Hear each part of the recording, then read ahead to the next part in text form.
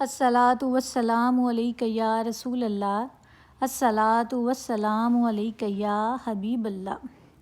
السلام علیکم ورحمۃ اللہ وبرکاتہ۔ آج کا ہمارا عنوان ہے ذکر اور شکر الہی کی فضیلت۔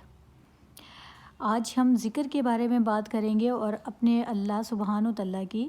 شکر کرنے کی کیا فضیلت ہوتی ہے اس کے بارے میں بات کریں گے۔ تو ایک حدیث مبارکہ ہے کہ نہ بنو ان لوگوں کی طرح جو اللہ کو بھول چکے ہیں، تو اللہ نے بھی بھلا دیا ان سے اپنے ہی نفسوں کو، اور یہی لوگ فاسق ہیں۔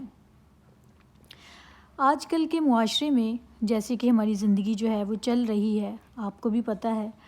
اور جتنی تیزی سے یہ معاشرہ جو ہے اس میں تبدیلیاں آ رہی ہیں، وہ کسی کی بھی نظر سے جو ہے وہ چھپی ہوئی نہیں ہے، لیکن ہر کوئی اس حقیقت سے انکار بھی نہیں کر سکتا۔ لیکن کچھ ایسے حساس دل بھی ہیں جو اس پریشانی میں مبتلا ہیں،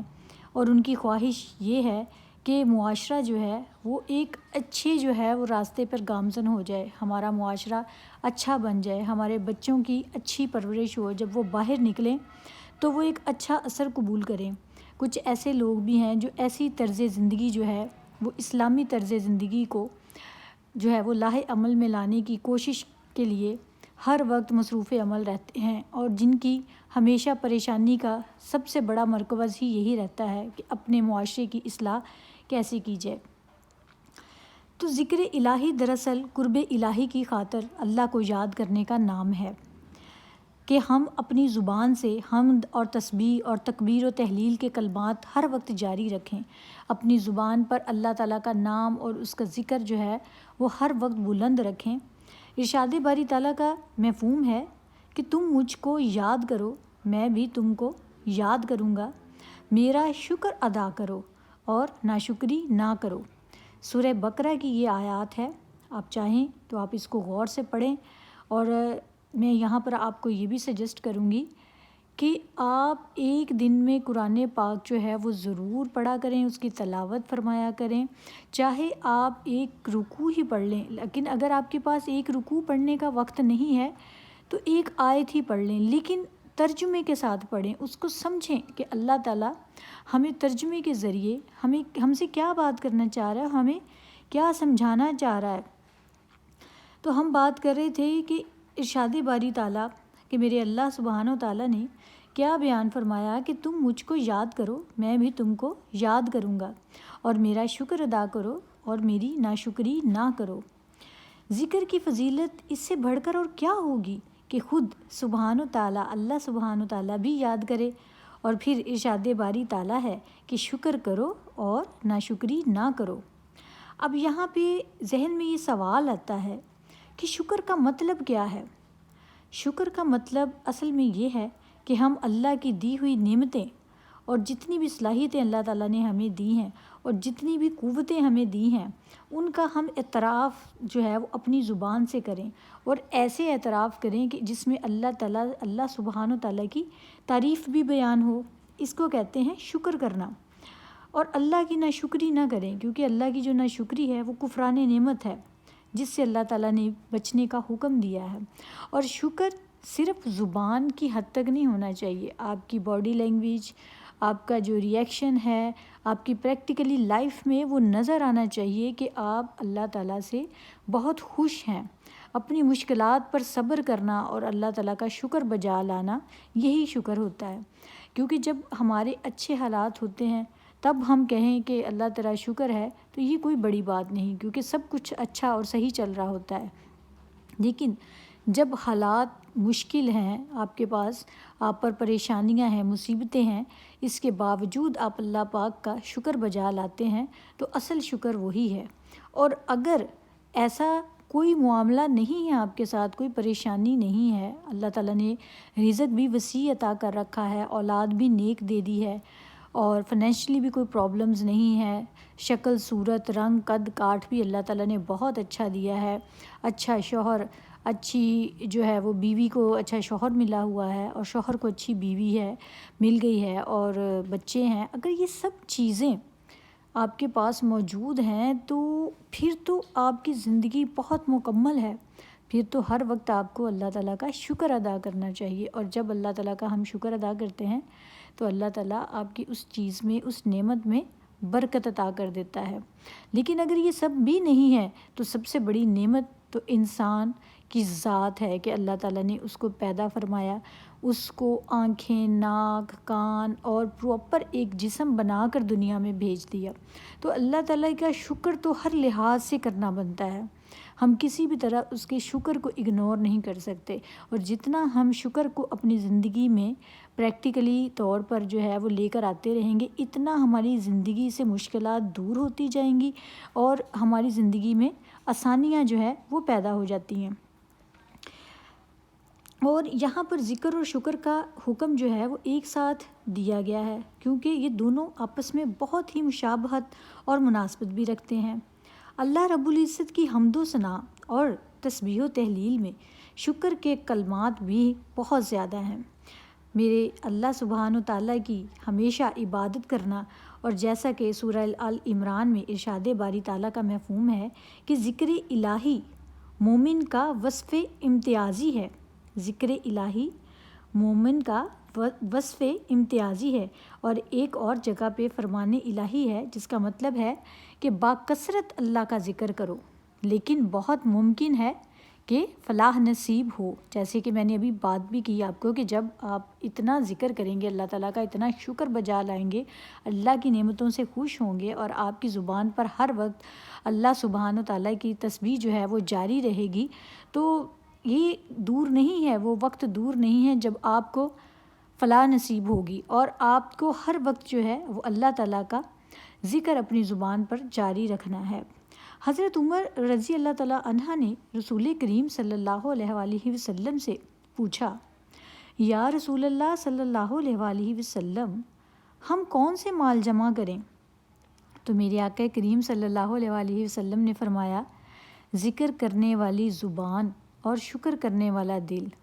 اور آج ہم کیا کرتے ہیں کہ ہماری زبانوں پر ہر وقت گلے، شکوے، شکایتیں اور محرومیت کی باتیں، ہر وقت پریشانی کی باتیں ہوتی ہیں۔ تو جو کچھ ہم اپنی زبان سے ادا کرتے ہیں نا، اس کا اثر ہمارے دل پر ہوتا ہے۔ یہ ایک ایسا قدرتی نظام ہے کہ اگر ہم زبان سے یہ کہتے رہیں گے کہ ہمیں فلاں شخص سے محبت ہے،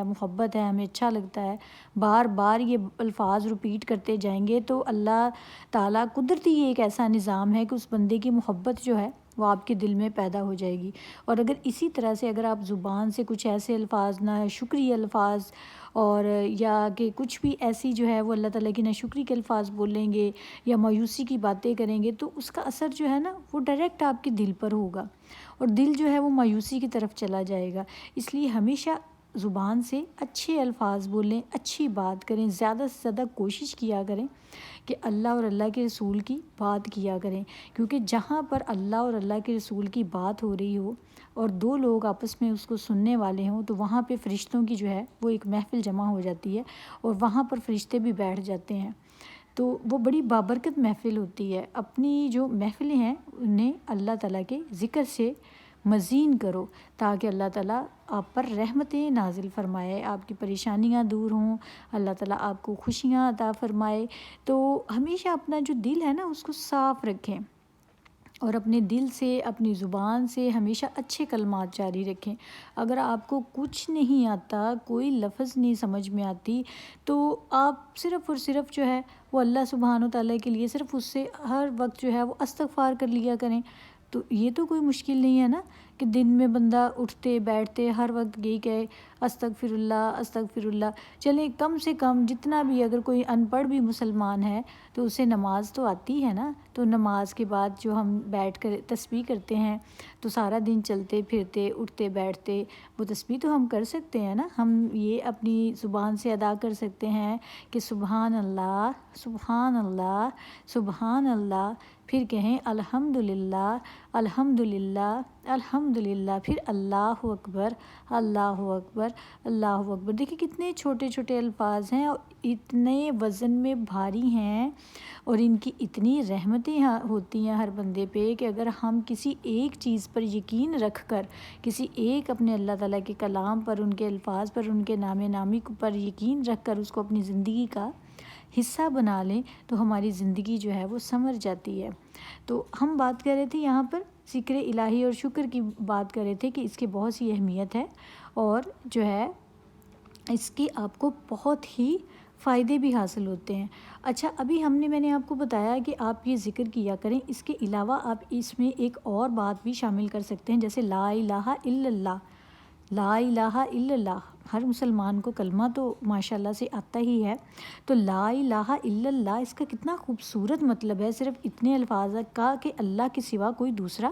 عبادت کے لائق نہیں۔ اور اب پہلے ہم نے کیا بولا؟ سبحان اللہ۔ سبحان اللہ مطلب اللہ ہر عیب اور شرک سے پاک ہے۔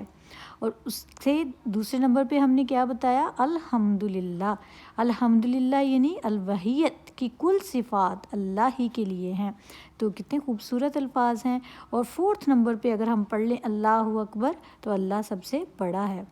یہ ایسی کلمات باری تعالیٰ ہیں، یہ ایسی تکبیر اور تسبیح و حمد ہے جی اس طرح کی ہے کہ اللہ تعالیٰ کے دربار میں بہترین اور پسندیدہ ترین کلمات ہیں جو میں نے آج آپ کو بتائے ہیں، اور یہ بہت ہی آسان ہے، اور ان کا ذکر جو ہے نا اس میں اعظم کا ذکر ہے۔ دیکھیے کتنی پیاری بات آپ کو بتا دی کہ آج میں نے آپ کو ذکر میں ایک اتنا اچھا اور اتنا بھاری ذکر بتا دیا کہ اللہ تعالیٰ کے نزدیک سب سے پسندیدہ ترین جو ذکر ہے وہ یہ الفاظ ہیں۔ ایک جگہ پر رسول پاک صلی اللہ علیہ وآلہ وسلم نے اپنی بیٹی فاطمہ الزہرا رضی اللہ تعالیٰ عنہ اور ان کے شوہر حضرت علی المرتضیٰ رضی اللہ تعالیٰ عنہ کو ہدایت کی تھی کہ جب تم سونے لگو تو ان کلمات کو پڑھ لیا کرو جسے ہم تسبیح فاطمہ کے نام سے جانتے ہیں۔ کیا سبحان تعالیٰ اللہ تعالیٰ اور سبحان تعالیٰ اور میرے آقا دو جہاں حضرت محمد مصطفیٰ صلی اللہ علیہ وآلہ وسلم کی احادیث مبارکہ ہیں، اور کیا فرمان ہے میرے اللہ سبحان تعالیٰ کے۔ تو آج بس اتنا ہی آپ کے لیے میں چاہتی تھی کہ ہم کچھ سیکھیں، ڈیلی بیسس پہ ہماری زندگی میں کوئی تبدیلیاں آئیں، ہماری زندگی اچھی گزرے۔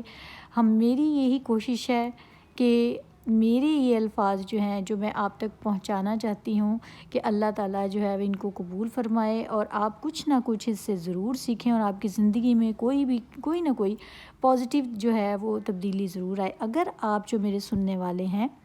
اگر میری ان ویڈیوز کو سن کے جو ہوتی ہیں موٹیویشنل ہوتی ہیں، یہ ریلیٹڈ ٹو اسلام ہوتی ہیں، کیونکہ اسلام جو ہے وہ ایک موٹیویشنل سپیکر سب سے بڑا ہمارا اسلام ہے، اور سب سے بڑا جو موٹیویشن کا سب سے بڑا ٹیچر تھا وہ میرا آقا حضرت محمد مصطفیٰ صلی اللہ علیہ وآلہ وسلم ہے۔ ان سے بہترین معلم کوئی ہو نہیں سکتا۔